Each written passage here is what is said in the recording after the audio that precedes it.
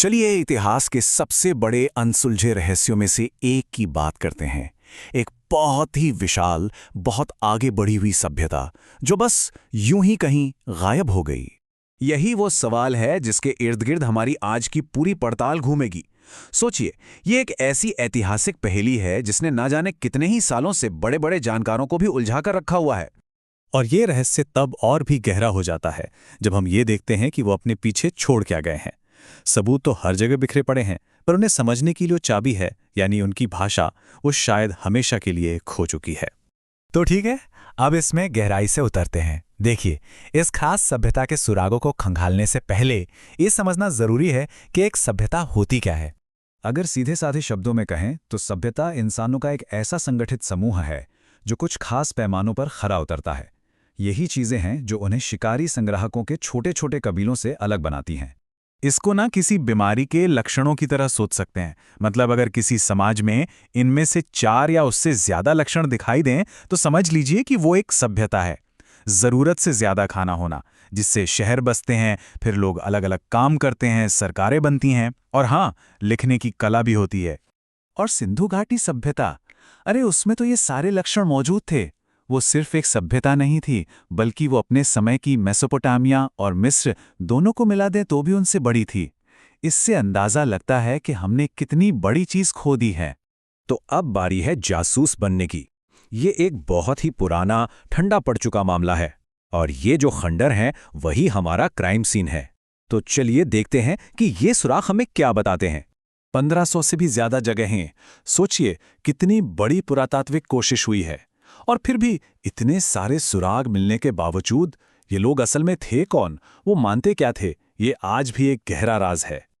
उनकी शहर बनाने की योजना तो बस कमाल की है। उनके शहर जैसे मोहनजोदड़ो किसी भूल भुलैया जैसे नहीं थे। वो एक ग्रिड पर बने थे, एकदम सीधी सड़कें, एक ही साइज की ईंटें, और तो और उनके पास एक सेंट्रल सीवर सिस्टम भी था जो 18वीं सदी के कई यूरोपीय शहरों से कहीं ज्यादा बेहतर था। और ये बात उनकी सोच के बारे में बहुत कुछ बताती है।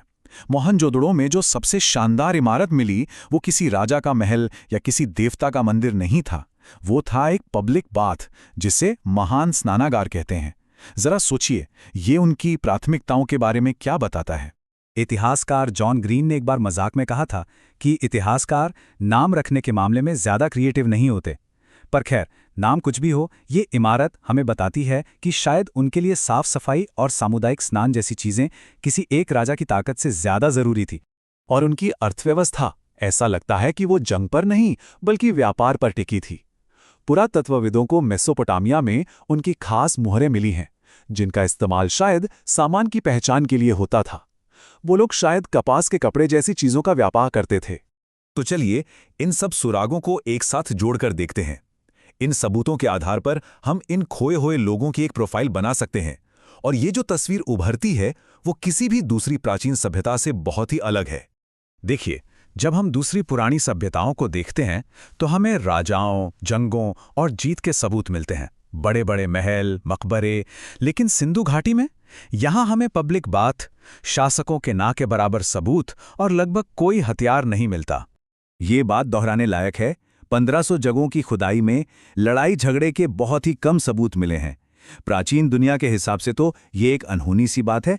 ऐसा लगता है कि वो एक बहुत ही शांतिप्रिय समाज था।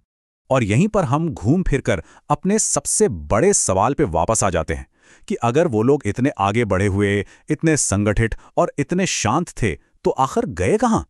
हमारी इस जांच का आखिरी हिस्सा हमें उनके खत्म होने की थ्योरीज की तरफ ले जाता है। पक्के तौर पर तो कोई कुछ नहीं जानता, लेकिन 3 बड़े बड़े आइडियाज हैं। वो लोग लगभग 2000 सालों तक फले फूले। ये बहुत लंबा समय होता है। लेकिन फिर 1750 ईसा पूर्व के आसपास कुछ बहुत बड़ा गड़बड़ हुआ और उनके शानदार शहर खाली होने लगे। तो ये हैं 3 मुख्य संदिग्ध। पहला, हमला। शायद हथियारों की कमी ने उन्हें आसान निशाना बना दिया। दूसरा, पर्यावरण को नुकसान। हो सकता है उन्होंने अपने जंगल काट डाले हों। और तीसरा, जो सबसे मजेदार है, एक बड़ा भूकंप जिसने नदियों का रास्ता ही बदल दिया और उनकी जीवन रेखा ही काट दी। तो सवाल उठता है कि ये सदियों पुराना रहस्य आज हमारे लिए मायने क्यों रखता है। इसका जवाब हमें आखिरी सुराग में मिलता है, जो ये नहीं है कि वो मरे कैसे, बल्कि ये है कि वो जिए कैसे। सिंधु घाटी के लोगों ने हमें दिखाया कि इंसानी समाज की बुनियाद असल में सहयोग पर टिकी है। उन्होंने मिलकर जटिल शहर बनाए, व्यापार किया और एक शांतिपूर्ण जिंदगी जी। उनका पूरा समाज सहयोग पर बना था, ठीक वैसे ही जैसे उनके घर हवा को पकड़ने के लिए एक साथ मिलकर काम करते थे। ये एक ऐसा सबक है जो आज भी उतना ही सच है। और ये हमें एक आखिरी सोच के साथ छोड़ जाता है। अगर भविष्य में कोई हमारे शहरों के खंडरों की खुदाई करे तो वो क्या नतीजा निकालेंगे? हमारी सबसे बड़ी इमारतें कौन सी होंगी और वो इमारतें हमारे बारे में क्या कहानी सुनाएंगी?